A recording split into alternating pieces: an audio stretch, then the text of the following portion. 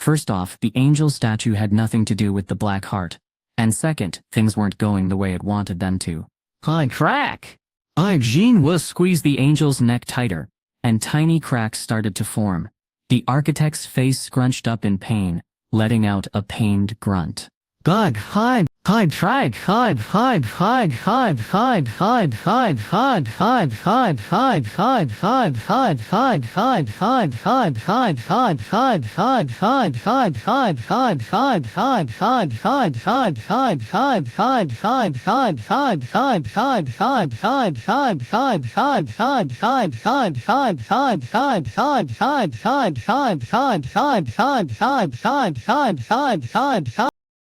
The angel wasn't in the mood for chatting. No way. Shadow Monarch, you're kidding me. It shouted at Jin-Woo, its voice filled with anger. The statue's glare was intense, but Jin-Woo didn't back down. With a swift punch, he smashed through the creature's neck. It was clear he could end this any time he wanted. The angel let out a painful cry, clearly suffering from the blow. Off. Jin-Woo let out a frustrated yell, staring up at the ceiling. He had so many questions he wanted to ask. Answer my question, he demanded. After passing the test, Jin-Woo had earned the right to question the angel. He felt it was only fair that he should get the reward he'd been promised. But instead of answering, a bright red light sparked from the angel. Jin-Woo shouted in surprise. What the phase? What the? He muttered. Confusion written across his face. The other hunters started screaming, so Jin-Woo turned to look over his shoulder. Those things, one hunter stammered. They're coming, another cried out. Earlier, the Colossus and the other statues had retreated to a corner of the lair, but now they were moving again, their eyes glowing with a creepy red light. The angel statue suddenly let out a strange, eerie sound like a twisted laugh. Ha ha, it said, clearly pleased with itself. If you kill me, there'll be no one to call off my puppets. The angel was challenging Jin-Woo. If Jin-Woo was really human, he had to have weaknesses, and maybe someone he cared about among the hunters. The angel expected Jin-Woo to back down, but instead, Jin-Woo smirked. What if I kill you first and deal with your puppets later? The angel's statue froze, caught off guard. If you kill me, then the system's creators, I've already thought of that, Jin-Woo interrupted. Jin-Woo stared back at the angel with a confident grin. Even if the person who created this system vanished, he said boldly, I don't think everything would just fall apart. Jin-Woo was calling the statue's bluff. He knew exactly what it had left out on purpose. The angel had made a big mistake. It had forgotten why it picked Jin-Woo in the first place. He was super good at figuring out loopholes in the rules. You forced my hand. Then, he said with a grin. The angel statue made its move, playing what seemed like its last trick in the game. Plof. System administrator access denied. Plof. Plof. Plof. The chime kept ringing, but the same message popped up every time. System administrator access denied. The angel froze. Its plan to hack into the system had been shut down completely. When Jin-Woo shrugged his shoulders, the angel thrashed wildly in his grip. Ahas! It screamed. Clearly, it wasn't going to give him any answers. Guess that means you don't get to live. Jin-Woo let go of its neck and swung a powerful left hook powered by his mana. Akapow! His fist punched through the statue's stone body, and also blasted a huge hole in the wall behind it. The sound echoed sharply, leaving everyone around him in stunned silence. Www. An eye for an eye. A tooth for a tooth. Jin-Woo had given the perfect punishment for the angel's wrongdoings. The statue's head and half its body were blasted away, leaving what remained to slowly slide down the wall like crumbling ice cream on a hot day. Jin-Woo sighed. Too bad. I never got any real answers, he muttered. But honestly, how could he trust anything the angel said? It had been playing tricks on him from the start. He wiped his left hand against his pants, as if brushing away any doubts or regrets. Just then, a loud, urgent voice called out, Hunter Sung. Jin-Woo turned to see who was shouting for him. He had been so focused on the angel statue that he forgot about the others. They were attacking the humans just like the puppeteer had instructed. Hunter Sung. Jongin yelled, calling for Jin-Woo while throwing up spells to block the attacks. Puppet, Jinchul staggered back after taking a punch right to his chin. As he tried to steady his wobbly legs, his eyes darted back and forth. Blood and sweat were flying everywhere from the other hunters. His mind went totally blank. Wait, what was he just doing? Oh yeah. By the time he snapped out of it, the statue was right in his face. Jin-Chul admitted he'd been struck by a book so thick, it could have been several encyclopedias put together. Made of solid stone, it's no surprise his head was spinning. Could a book really count as a weapon? The idea made him think of this one time on a courtroom TV show where they debated something similar. He couldn't help but chuckle at the thought, even though it felt a little crazy. Jin-Chul was way too tired to block or even try to dodge the heavy stone book. He didn't have the strength to fight back either. All he could do was smile bitterly and raise his hands in defeat. Then, Lam! The statue exploded at the waist and went flying across the room. Jin-Chul's eyes snapped back into focus. He blinked a few times and shook his head, trying to clear it. That's when he noticed someone familiar standing next to him. Are you okay? And Jin-Chul asked, his voice calm as ever. Jin-Chul's jaw dropped in shock. Oh my gosh. He burst out, barely able to get the words past his lips. What the yen? Did you just use your bare hands? Let's talk about that later, Jin-Woo said, taking off like a shot. He scanned the area until a glint of metal caught his eye. There was his demon monarch's dagger. He stretched out his hand, using his invisible power to grab the blade, and pull it into his real hand. Axe. The familiar grip felt perfect in his palm. With a quick kick, Jin-Woo sent a statue flying out of his way. Then he started slicing through the others one by one. Whap, whap, whap, ass. As he fought, he took a deep breath, ready for whatever came next. Jin-Woo was a blur of motion, moving effortlessly while time seemed to slow down for everyone else. 1 second he was there, and the next he was gone. The other hunters could only watch in awe as statues crumbled around them. Chalk, thud, 4 attackers hit the ground at the same time. Their plans ruined by Jin-Woo's lightning-fast moves. The hunters who had been saved by Jin-Woo just moments before stood there, with their mouths hanging open. Jin-Chul joined them, and muttered, "He leaves you breathless, doesn't he?" The others nodded silently, still trying to process what they'd just seen. Yes, one of them finally managed to say. Even though Jin-Chul had seen Jin-Woo in action before, it still left him speechless. "It's the same for me," he admitted, shaking his head in amazement. A mix of emotions crossed Manager Woo's face as he put a cigarette to his lips. One of the surveillance team members walked up to him. "Manager Woo, is it okay that we're just hanging around like this?" they asked. "What are you talking about? Hunter Sung is fighting those beasts." And their voice faded when they got a closer look at Jin-Woo. Jin-Chul stuffed a cigarette into the hunter's open mouth and lit it for him. "Do you think there's room for us out there?" he asked. "No, sir," the hunter replied, his voice trembling slightly. "So let's stay out of his way and enjoy our smokes." "Yes, sir." Other hunters, who had been watching Jin-Woo with admiration, crowded around Jin-Chul. Before long he ran out of cigarettes. Suddenly, the tip of Jin-Chul's nose started to tingle. "I've lost count of how many times I almost died here," Jin-Woo thought, shaking his head. The statues had seemed invincible to him, so seeing Jin-Woo handle them like it was nothing left him both relieved and amazed. "Manager Woo, are you crying?" someone asked. "Of course not," Jin-Woo said quickly, though his voice gave him away. Smoke filled the air, stinging everyone's eyes. "I've got smoke in my eyes," one hunter complained. "Me too," another agreed. "Same here," someone else said. The cigarette smoke was so thick that all the hunters were wiping away tears. "E-boom!" Kyle blocked a powerful punch from a giant with his shield and grunted in pain. "Oof." His knees wobbled under the force of the hit. Without a healer to help him, he had to take the blows alone, but he was reaching his limit. "Pin somebody. "Help," he called out, straining to see where his teammates were. What he saw made him furious. His teammates were just hanging out on the sidelines, not lifting a finger to help him, even though he was putting everything on the line to protect them. Ki-han was furious. "What's going on here?" he shouted at the other hunters. They all pointed above him. Ki-han thought another attack was coming, so he grabbed his shield tightly and got ready to defend himself. But nothing happened. He waited a moment, confused. Why was it so quiet? He snuck a quick look under his shield and was shocked. All the other stone statues were gone. What the were? Ki-han lowered his shield, stunned. It was only then that Jin-Woo could clearly see what everyone had been staring at. There, towering as high as a skyscraper, stood an enormous statue, and there was Jin-Woo, perched on its shoulder like he owned the place. Huh?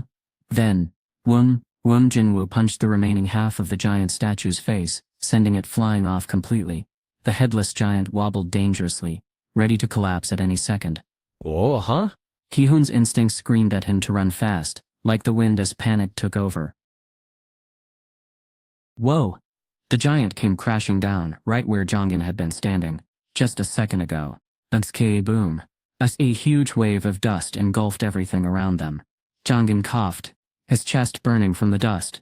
He waved his hand in front of his face, trying to see through the cloud. Hunter Chat, he called out, his voice hoarse. Sir. Hunt's voice was weak and shaky. Are you okay? Can you get up? Jongin asked, rushing closer to her. Hunt's cave let out a low moan and shook her head, still dazed from the fall. Every part of Haeun's body felt like it was shouting for help. Jongin frowned, looking worried. Let me help you, he said gently. Take it easy, okay?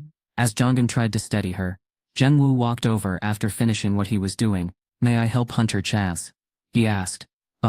Jongin turned toward Jin-Woo and Haeun quietly pushed Jongin's hand away.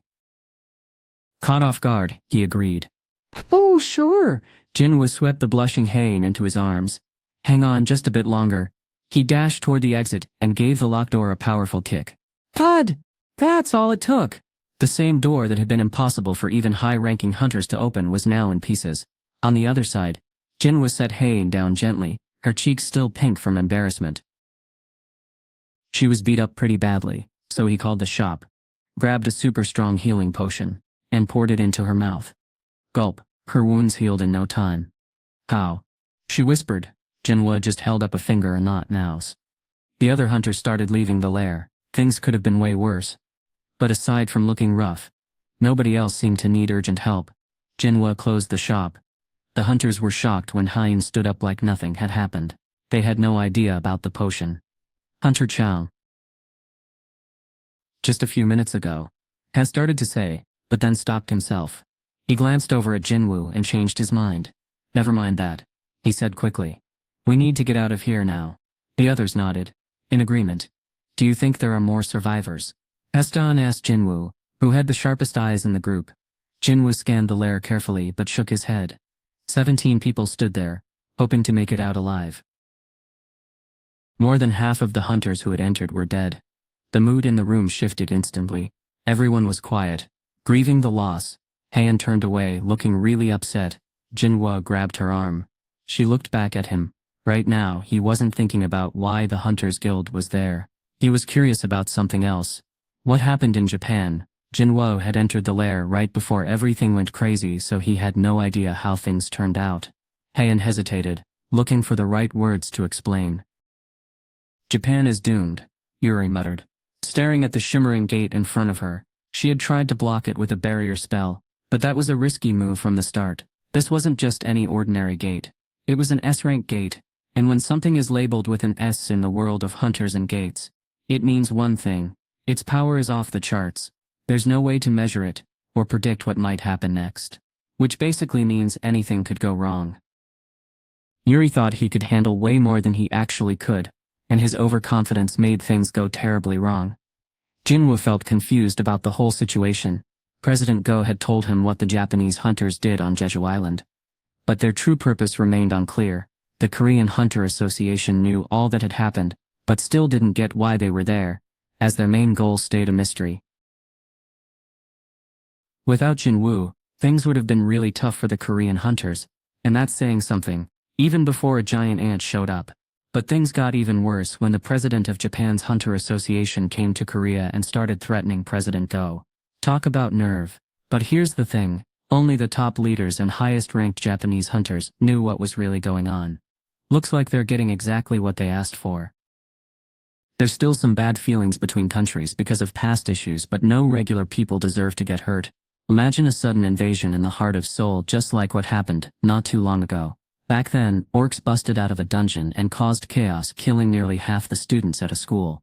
No, Picture this, what if an S-rank gate, one of the most dangerous portals, opened right in the middle of a bustling city with over 13 million people? It would be a terrible disaster. The Hunters Association of Japan shares some of the blame for this mess. Things might have turned out differently if their top hunters, like Ryuji Goto, were still alive. Ryuji was incredibly strong, so much so, that even Jin-Woo felt threatened by him. He once caught Jin-Woo off guard with an attack that nearly blinded him. And he wasn't the only powerful hunter they lost.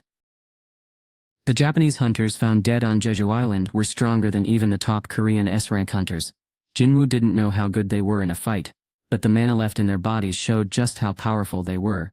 At the time he didn't want to turn these people into undead shadow soldiers, but they were tempting because of their strength.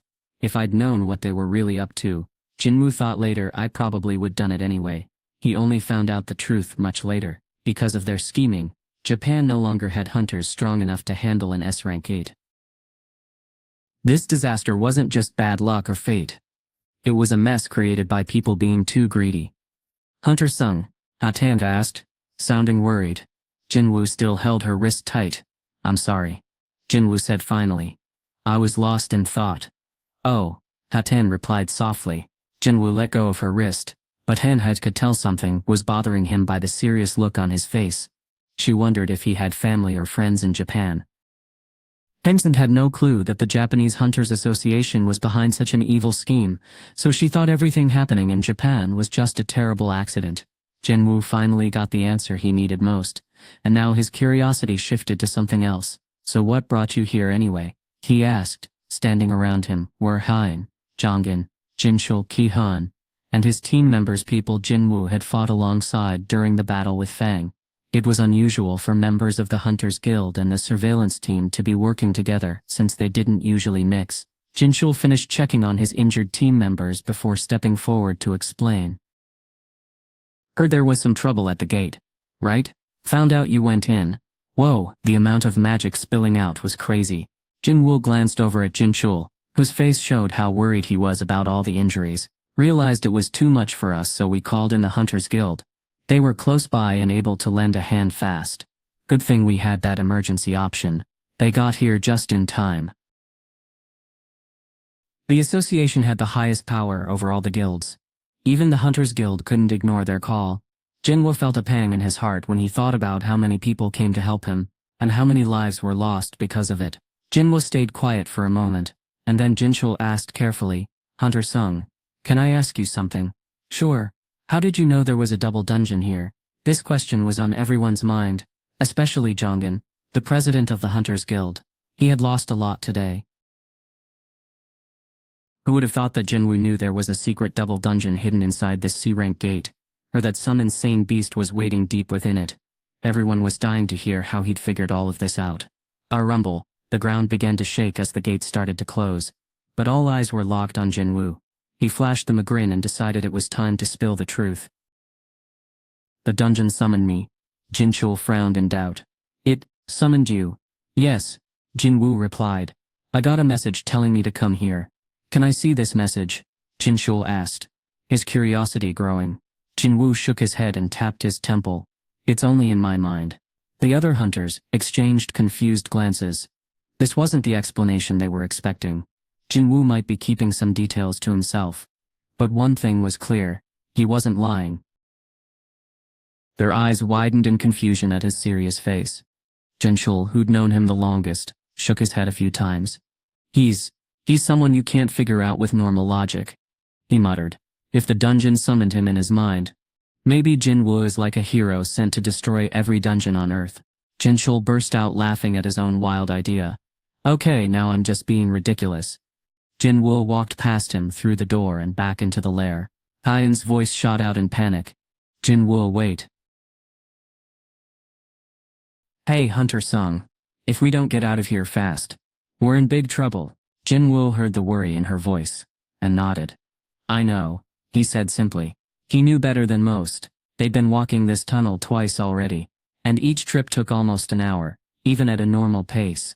Time was ticking away, and if they wanted to escape before the gate slammed shut, they had to move now.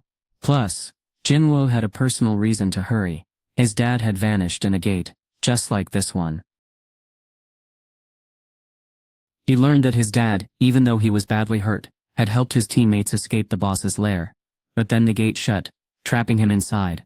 Since he knew those dungeon dangers better than anyone, he looked at Hain with determination, and said, "I can't just leave them behind. They came to save me." The group, eager to get going, stopped in their tracks when they heard his words.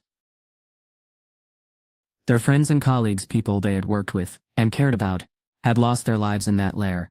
No one wanted to leave them behind. But there just wasn't enough time to bring back their remains. The hunters were completely worn out, and they would have to dig through the wreckage to even find their friends' bodies. With tears streaming down their faces, they made the heartbreaking decision to leave the fallen behind. Then, out of nowhere, someone said, "I'm taking them back with me." The words hit everyone like a shockwave. Who could do such a thing? It was clear that time was up, but no one wanted to say it out loud. They stood there in stunned silence, watching him. Jongin broke the silence with a soft plea. "Could we please leave it to you?"